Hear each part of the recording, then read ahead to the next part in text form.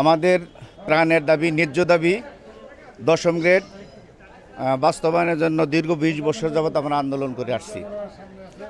আজকের এই কর্মদিবস আমাদের কেন্দ্র নির্বাহী কমিটির সিদ্ধান্ত অনুসারে আমাদের এই কর্মদিবস আমরা পালন করছি।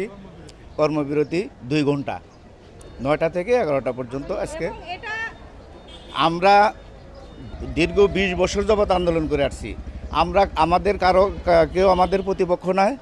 যেখানে নার্সিং ডিপ্লোমা, কৃষি ডিপ্লোমা, ডিপ্লোমা ইঞ্জিনিয়ার তারা আমাদের পিছিয়ে ছিল, তাদেরকে অনেক আগেই 10ম গ্রেড প্রদান করা হয়েছে।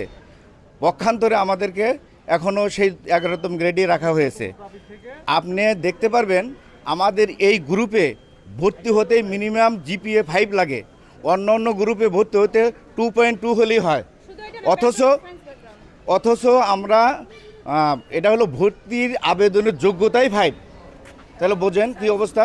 এবং বিজ্ঞান বিভাগ অবশ্যই আমরা এটার উপরে এই ভর্তি হয়ে আমরা যে পাশ করার পরে তো এখনও অনেকেই বেকার আছে।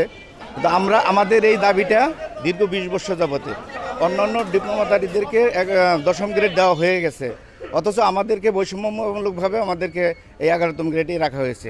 তাই আমাদের যে ন্যায্য এবং প্রাণের দাবি এই 10ম গ্রেড বাস্তবায়ন করার জন্য আমরা এই কর্মদিবস পালন করছি।